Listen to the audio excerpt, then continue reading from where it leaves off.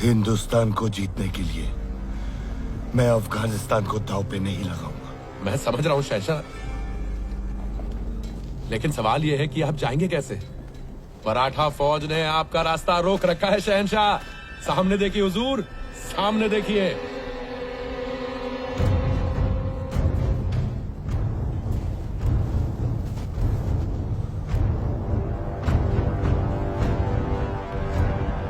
लेकिन अगर मैं इस जंग में फंसा तो कांधार हार जाऊंगा।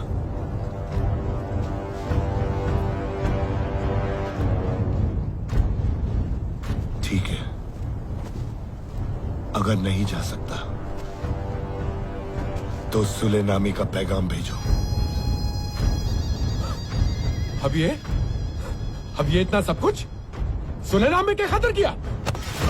नजीब, मुझे सदाशिव के साथ सुलह करनी है। इंतजाम कर।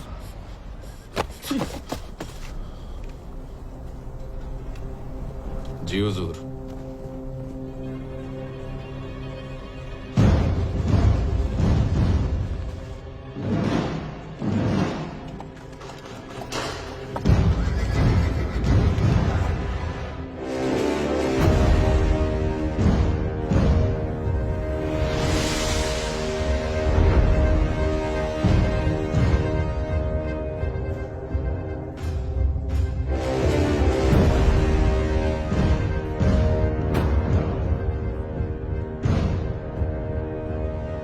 शहंशाह अफगानिस्तान दुर्रे दुर्रानी अहमद शाह अब्दाली। श्रीमंत सदाशिवराव भाऊ पेशवा। मुझे बताया कि आप सुलह करना चाहते हैं। मैं आपके साथ हूं, क्योंकि युद्ध हमेशा सल्तनतों को उजाड़ देते हैं। इस बात को जानने के लिए बड़ी दूर से आया है। आना पड़ा दुश्मन को रोकने, 1000 कोस दूर। लंबा सफर तो मैंने भी तय किया है। हाँ किया है, लेकिन लूटने के लिए। हम आए हैं रक्षा करने के लिए। तुझसे बहस करने का वक्त नहीं है। मैं जंग नहीं चाहता। अगर तू भी नहीं चाहता तो मेरी शर्त माननी होगी। कैसी शर्त? मैं अमनो अमान के साथ कंधार लौट जाऊंगा अगर तुम मराठा नर्मदा के दक्षिण में रहो और दिल्ली मेरे हवाले कर दो। नहीं, आप अटक के उत्तर में ही रहेंगे, जिस दिशा से आप आए हैं, और दोबारा इस धरती पर कदम नहीं रखेंगे। मैं तुझे एक मौका और देता हूं। दिल्ली की उत्तर की सारी जमीन मेरी और दक्षिण की तेरी। आप अटक के उत्तर में ही रहेंगे और दोबारा हिंदुस्तान में कदम नहीं रखेंगे। मुझे केवल यही शर्त स्वीकार है। जहां मैं खड़ा हूं वहां से उत्तर का सब मेरा, बाकी सब तेरा। नहीं। मुनासिब बात कर बच्चे, नहीं तो मेरी मुहिम बेईमानी हो जाएगी। और मेरी मुहिम बेईमानी हो जाएगी अगर एक घुसपैठिया हिंदुस्तान की मिट्टी पे बना रहता है। और आप इस समय जिस धरती पर खड़े हैं ना, वो मराठा साम्राज्य ही है। तू छोटी सी जमीन के टुकड़े के लिए अपनी जान देने जा रहा है। मैं इस धरती की मिट्टी के एक कण के लिए भी मरने को तैयार हूं। ठीक है, तो फैसला यहीं कर लेते हैं। कीजिए फैसला। शहंशाह, श्रीमंत, ये सुलह का शामियाना है, सौदे का। लड़ने के लिए तो पानीपत का सारा मैदान तैयार पड़ा है।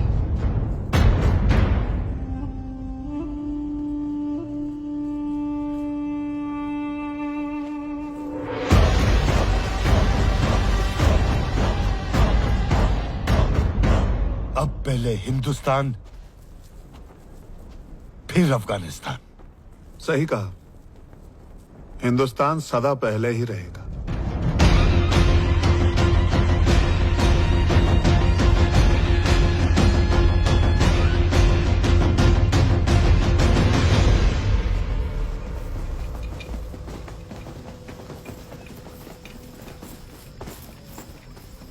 खबर है कि मराठा कल जंग के लिए तैयारी कर रहे हैं। उनकी फौज 1.25 लाख की है और हमारी है 75,000। अगर हमें जीतना है तो हमें चौकोर व्यूहरचना करनी होगी और ऐसे आगे बढ़ना होगा। हमारा लक्ष्य केवल एक है, अफगान फौज की सुरक्षा दीवार को तोड़ना। इब्राहिम अपने तोपचों के साथ सबसे आगे होगा, उसे हाथी दल की मदद लगेगी। उसके पीछे बंदूक सेना, फिर घोड़सवार और सारे सैनिक सबसे पीछे चलेंगे। हमारा लक्ष्य एक ही होगा, अफगानों के बीचों बीच घुसकर उन्हें तहस नहस कर देंगे।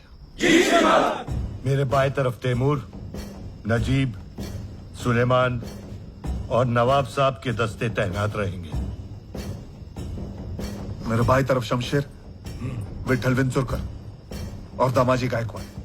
दाएं में शाह वली खान और वहाब खान। शहंशाह। मेरे दाएं तरफ सेना का नेतृत्व करेंगे जंको जी और मल्हार राव जी। हमेशा की तरह मैं पीछे से जंग पे निगाह रखूंगा। एक दस्ता हमेशा मेरे साथ रहेगा।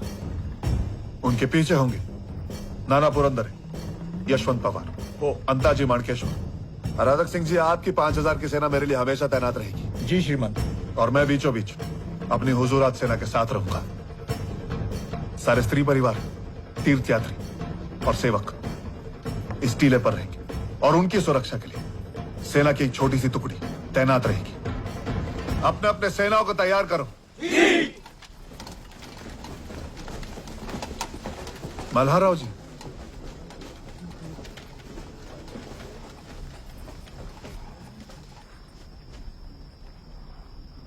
अगर अनहोनी हो जाए तो सारी स्त्रियों को सुरक्षित स्थान पर पहुंचाना आपकी जिम्मेदारी है।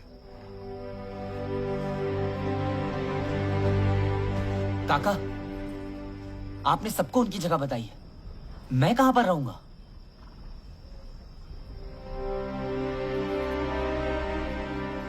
मैं कहीं नहीं जा रहा हूं। तुम वापस जाओगे विश्वास, पीछे के रास्ते से।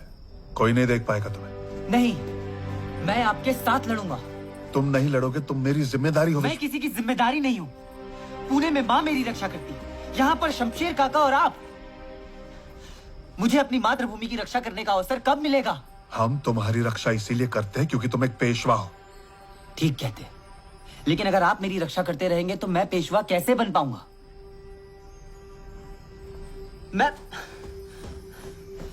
मैं इस सेना का सेनापति हूं। मैं लड़ूंगा।